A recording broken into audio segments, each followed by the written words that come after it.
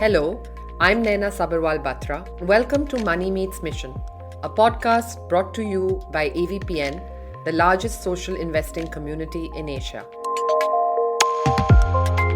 I'm excited to host leaders from across the business, philanthropy, and impact investing worlds to share stories of how they are putting their resources to work, tackling some of the largest and most complex social and environmental issues facing Asia today. One of the critical decisions we made was really reframing the relationship we had with the communities we were serving. The foundation of collaboration is co-creation. I think it's important to kind of underline what is truly systems change. I think the dominant paradigm of the social sector has been for us to look for problems, look for hurt, and that, of course, is important, but I think it shouldn't be the dominant paradigm. In this episode, Matthew Bishop, the author of the best-selling book Philanthrocapitalism, will be speaking with key practitioners who have been leveraging powerful partnerships to create systems change. Tim Hansted, the CEO of Chandler Foundation, Vishnu Swaminathan, the Vice President of Ashoka, Debbie Ong Din, the co-founder of Proximity Designs, and Neelam Chibber, the co-founder of Industry Crafts Foundation, are all inspiring groups of leaders building a more sustainable tomorrow for this region we call home. Thank you. Vishnu, I wonder if you could talk a bit about what you've seen working in terms of systems change, innovation, and how to structure collaboration to help make that happen. I think before we talk about systems change, I think it's important to kind of underline what is truly systems change. And in my experience, we believe that the seed of systems change actually begins when a social entrepreneur, or any entrepreneur for that matter, begins to let go, right? Begins to let go of the ego of the idea. Meaning that's the fundamental beginnings of a systems change. What do I mean by that is you have to move beyond your own organization to be able to cause systems change. Now, when you stop scaling your organization, or when you stop measuring your success by the size of the organization, then what do you do, right? Meaning the question is then what do you focus on? So, then you start getting completely driven by the impact of the idea rather than your own organization.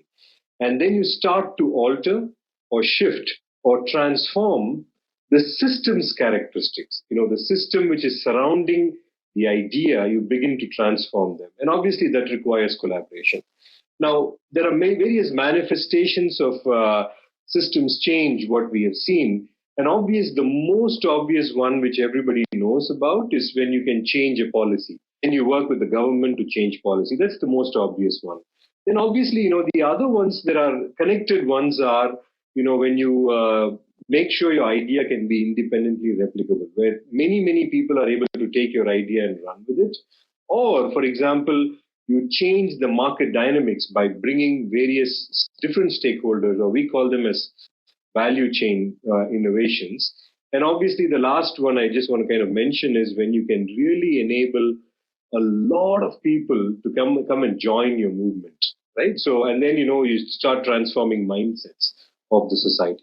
Yeah, thank you very much. And I think just to build on that point about policy and government, I think anyone dealing with in the COVID-19 pandemic arena at the moment is very conscious of a lot of government money, but also a lot of government need out there. And I just wonder what you've learned about working, particularly in the policy and working with government area, and any examples of success that you've seen in the past that could inform people grappling with these challenges today.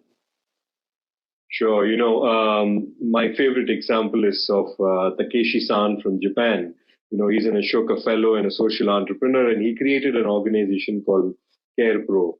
What he did was, it's connected to COVID because it's so important about early diagnosis, right? So even early days, in 2010 or something, he saw that the need for healthcare checkups was so important, right? So then what he did was he created this ability to get your health checkups done for like $6 in street corners, train stations, and department stores. And, in 2014, the government actually picked it up and made a legislation based on that for getting self-health checkups. And, now there are 1,600 competitors in Japan. So he actually took the idea and others copied it, right? So that's the beauty of systems change. The world's ability to achieve the SDGs is going to depend much more on government and much more on markets, on business, than it will the social sector. Governments and the business sector are much more important players than philanthropists and NGOs for creating good in the world or creating ill in the world. So I believe that recognizing that at the beginning is important, and that's not to say that that the social sector isn't important or that we should all give ourselves a pass. Not at all. In fact, the social sector has a very, very important role to play, but I think we need to change the dominant paradigm. Because I think the dominant paradigm of the social sector has been for us to look for problems, look for hurt, go try to address it with direct service delivery. And that, of course, is important. I'm not saying it's not important, but I think it shouldn't be the dominant paradigm. In most cases, those problems are the result of government failure or market failure. And I think we need to place much more focus and make the dominant paradigm of the social sector. How can we help government work better, more efficiently? And how can we help markets work more efficiently? And I think if we start doing that, we will do a better job of meeting our potential as a social sector. Well, no, I was intrigued, particularly in the light of that, which I think is a very important point. But you, at the Chandler Foundation, have recently supported Catalyst 2030, which is a social entrepreneur-led movement focused on achieving the SDGs. I mean, particularly given what you just said, why Catalyst 2030 and why now? Yeah, we need better styles and platforms for collaboration. And so Catalyst 2030, which many may not be aware of, is a social entrepreneur-led movement for catalyzing change to accelerate progress on the SDGs through a systems change approach. And they are looking at collaboration, not just collaboration among social entrepreneurs, collaboration across sectors, with government, with business, with donors. And so if you don't know about Catalyst 2030, take a look at the website. It's an exciting new movement. Collaboration does not happen overnight. It starts from the spark of a brilliant idea. But for it to really take off, we need more than that. Tim Hanstead, CEO of Chandler Foundation, has taught, written, and been involved in numerous collaboratives. He will share the key ingredients of what is needed to make collaboration work. Let's dig a little deeper into Tim's question. How can we help governments and markets work more efficiently? Debbie Ong Din, co-founder of Proximity Designs, may be able to answer this well.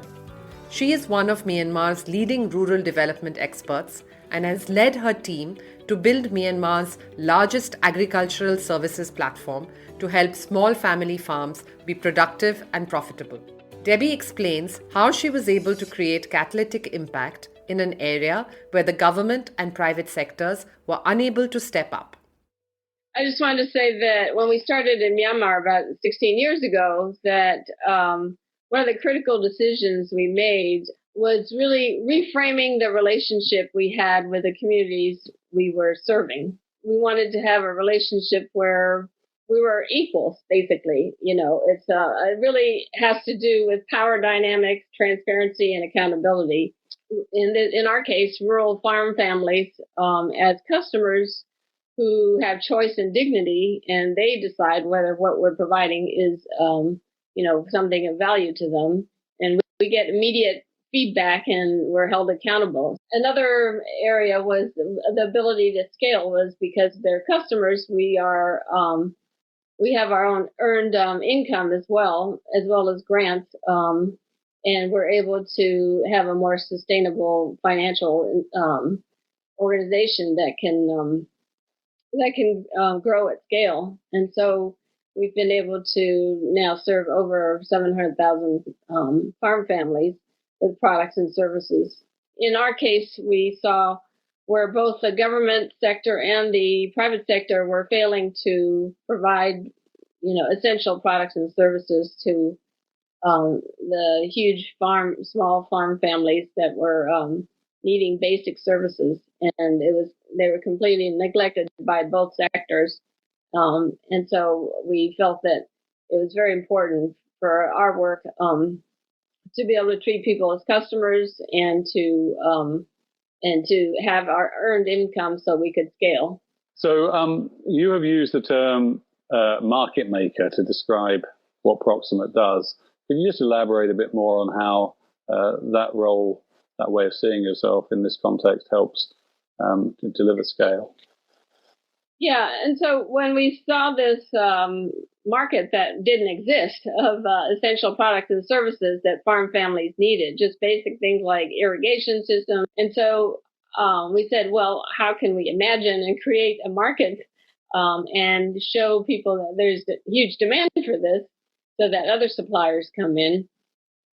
So that is, how markets are made, to where we were able to stimulate demand or show that there's demand for these products and services. And so today, 16 years later, there are other suppliers of small irrigation systems and products who, have piggybacked on the market that was built. And now there's a few suppliers of that. And so I think it's the ability to, as a social enterprise, to see our role as not only creating and designing the products themselves and putting them in the market, but also allowing innovation so that other suppliers come in and can benefit from that. Neelam, what do you see in terms of new types of NGO collaborations?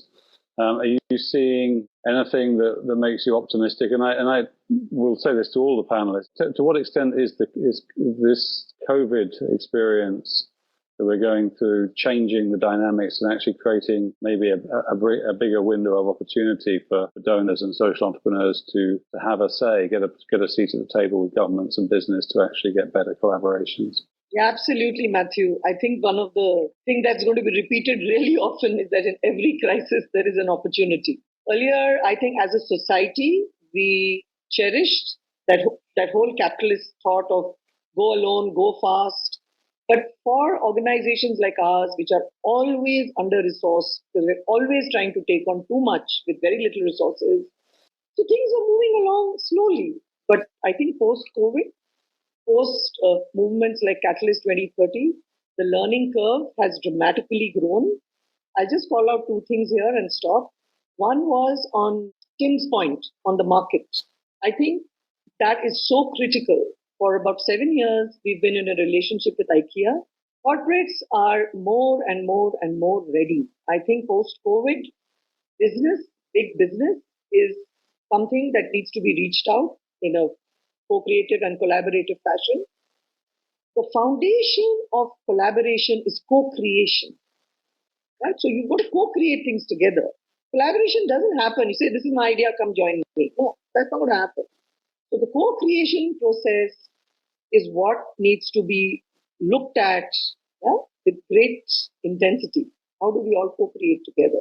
In India, we've initiated a movement called Creative Dignity post-COVID. It's brought together 1,000 professionals, but there is a great movement out.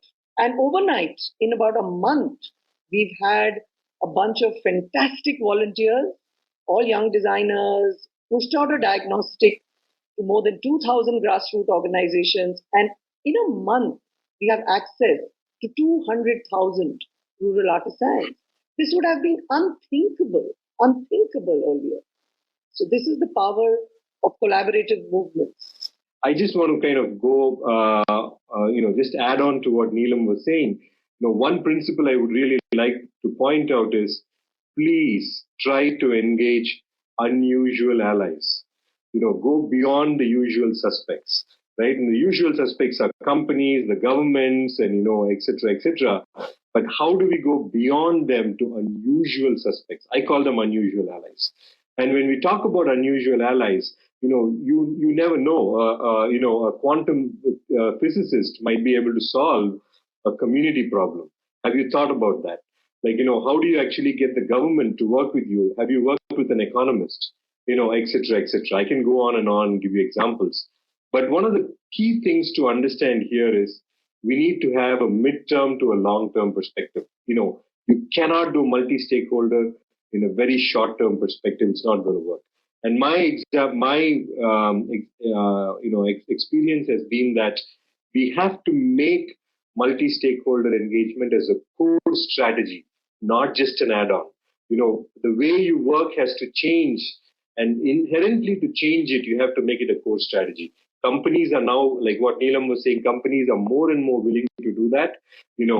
Governments are willing to do that, and they are willing to listen to social organizations, and social organizations are also willing to change that.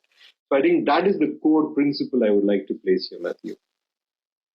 Right, that's very helpful. Tim, we already talked about how the SDGs, we were not on track to achieve them even before the COVID pandemic. And, as we think about building back better out of this crisis, are there specific thoughts that you have on how there is opportunity uniquely in this crisis to build those kind of collaborative approaches that we've been talking about?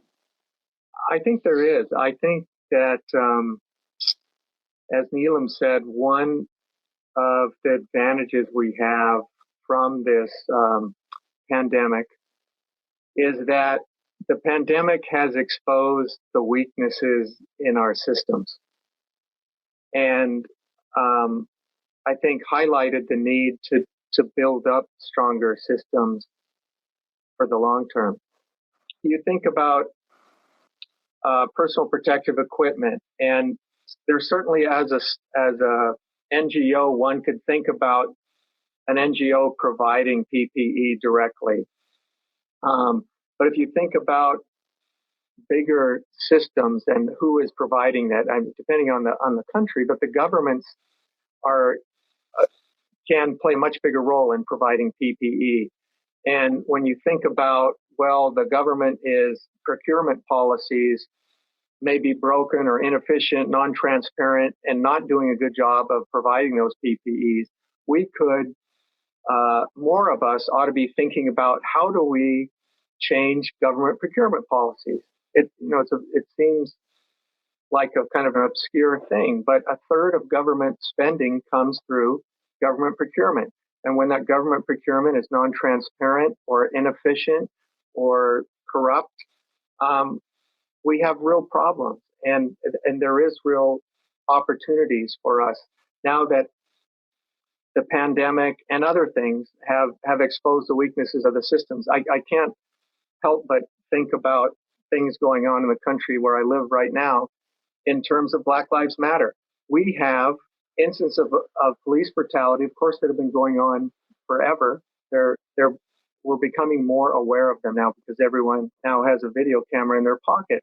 These are structural problems. It's not a problem of having to change police behavior in Minneapolis by a couple of bad police. This is built within the structure of the systems. And I'm, for one, am encouraged by the response we're getting, not just to the pandemic, but to things that these injustices that we're seeing around police brutality and racism here.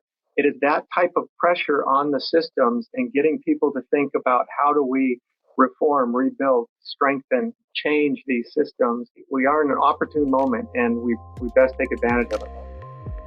Thank you for listening to the first episode on our podcast, Collaborating to Achieve the SDGs. This discussion was adapted from the AVPN Virtual Conference 2020, which brought together more than 7,500 people in the midst of the COVID-19 crisis to discuss the mounting issues facing Asia and how our community of social investors have a critical role to play to catalyze solutions.